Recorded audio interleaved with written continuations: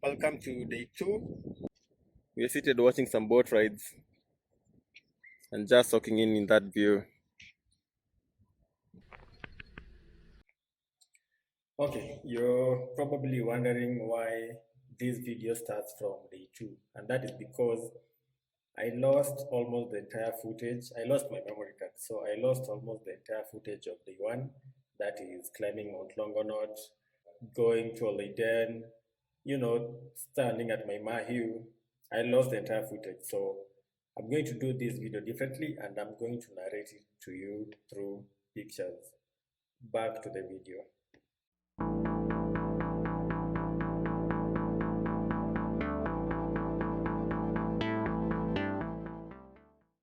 It began with the crew meeting up at 6:30 a.m., but as usual with Kenyan time, the meeting time was around 7-ish. I took some shots of buses while in the town center and then our journey began.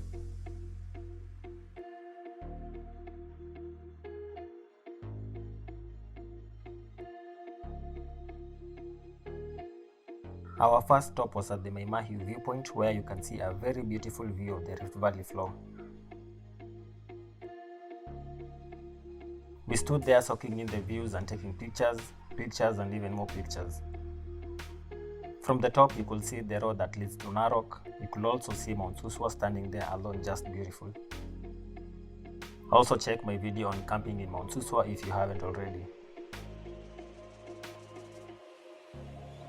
In fact, for a few minutes we talked about going there but decided to stick to our plan and also agree that we will revisit Mount Suswa again soon.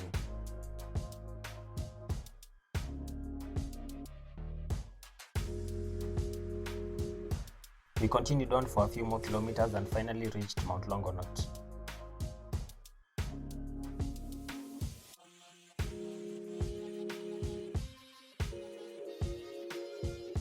We paid our fees of 250 shillings each, and 2 of us paid 50 shillings extra for walking sticks. You can pay for a guide if you need one, but we chose not to. The climb up the hill is 3.1 kilometers and the walk around the crater is 7.2 kilometers. Make sure to carry a lot of water. Not enough water, a lot of water, because you will need it. Don't underestimate the climb. Our excitement and smiles continued to fade the further up we went, and eventually out of 5, it was basically everyone for him or herself up the hill, as we broke up and eventually reunited up the hill. When climbing up Mount Longonot, don't forget to turn back and look at the views behind you, because they are the reminder of how beautiful the area is. The last 200 meters of climbing Mount Longonot is going to make you curse and rethink your life choices. It's an almost vertical climb, and with the wrong shoes, very easy to slip up, so make sure you have shoes with good grip. We reached the peak of Mount Longonot and took more photos. We admired the crater and looked all around to spot some towns and even other points of interest.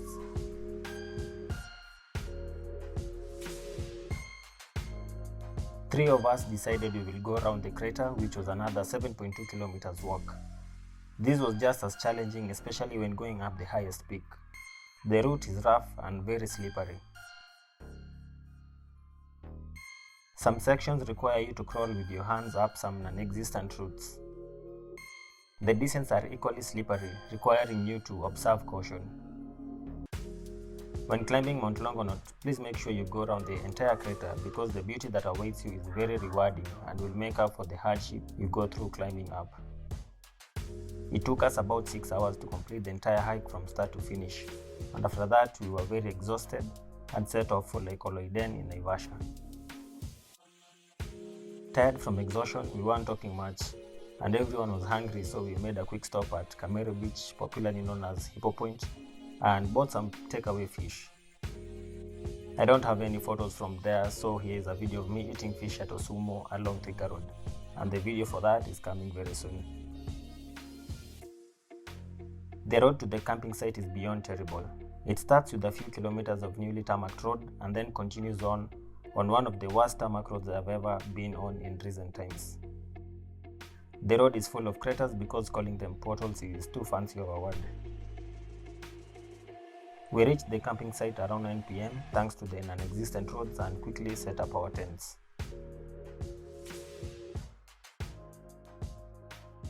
Oloiden camping site is right next to Lake Oloiden.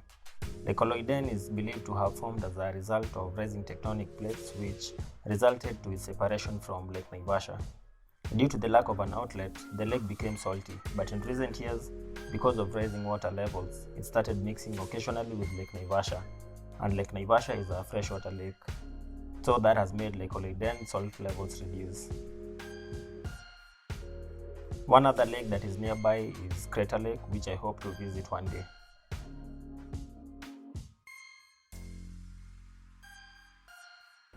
Oloiden Camp is divided into two sections. There's a family wing, which is quiet and suitable for people with kids, and then there's the noisy side, which, well, everyone for themselves.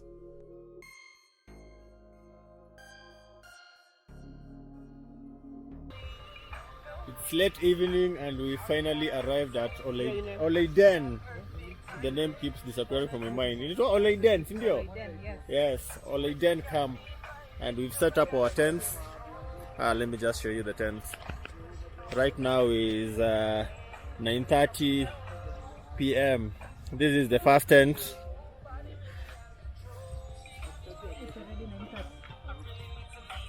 With Mish preparing whatever she is preparing, and Sam is walking all over the place, and Edgar is just thinking of the fish. Pusha hook. It's dark. That's the third tent. How many tents do you have? 1, 2, 3, 4. This is a 4-person tent. Only one person is sleeping inside, but yeah. And this is Lake Oloiden. It's so dark you can't see it, but you will be able to see it in the morning. So we will have a lake view. And this place has so many people who are also camping here. Like behind me, there are so many tents. And this is the noisy side. That's why you can hear the music. There's a different side for the family side where, you know, if you have a family, it's quiet.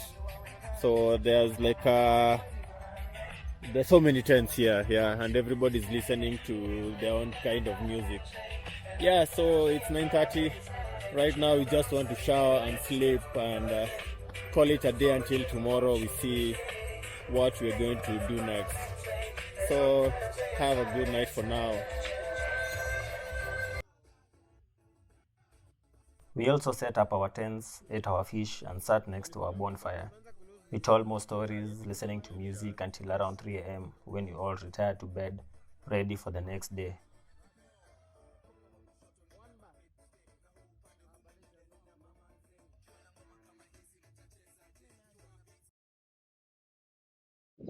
Welcome to day 2. The price for camping is how much? 700 bob. 700 shillings if you have your own equipment. If you don't have your equipment, the prices will range from 3,500 for a 2-person tent all the way up to almost 6,000. So actually my advice will be, for that 3,500 for 2 people, go to a supermarket and buy your own tent. Trust me, it will be way easier, because that's something you'll have and you can continue using elsewhere. So you can consider doing that instead of coming here and hiring a tent. I think these, you can see these big tents here. Those are the tents people hire. Yeah, but for the price, it's that's expensive at 3,500. So, but it's a good place. You can park your car just next to your tent. There's a bonfire, and they light that for you.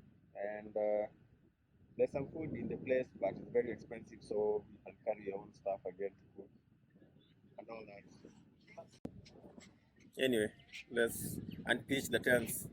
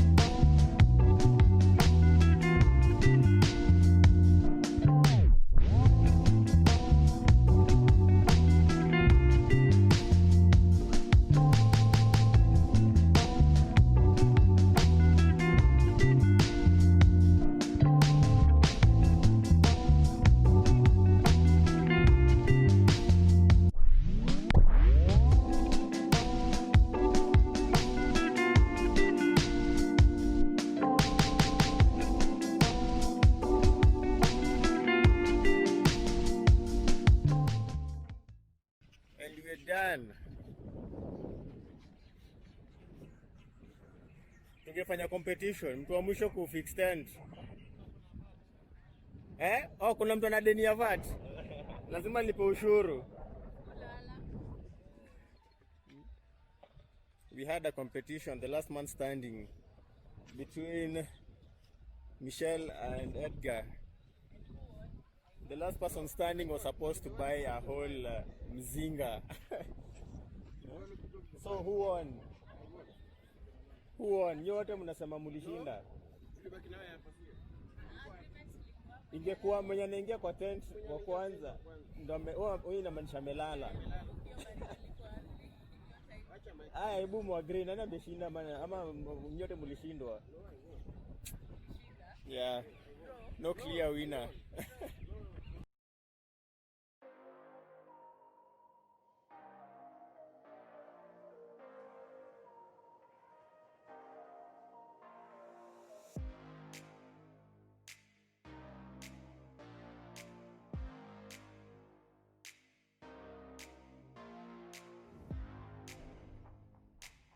After leaving Oloiden Camp and Lake Oloiden, we were back to the terrible road and drove to HellsGate. We planned on visiting the relaxing hot water, famously known as the geothermal spa, but unfortunately it was closed. Thanks COVID.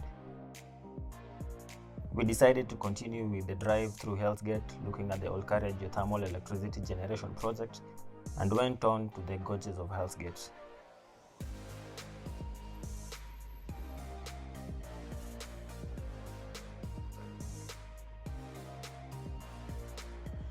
The gorges were closed to the public and entry was restricted to just a small area that required a guide. This is because of the sudden flash floods that has killed hundreds of people over the years, and the government is working on building quick exit points.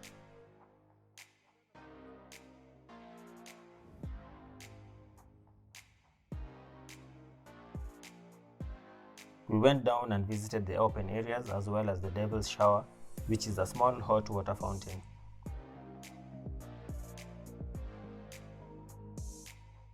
At the point where you can touch the water is roughly 70 degrees, but further up, it's almost at boiling point. Feel free to carry your eggs to boil, that is if it will survive the journey going down the gorges.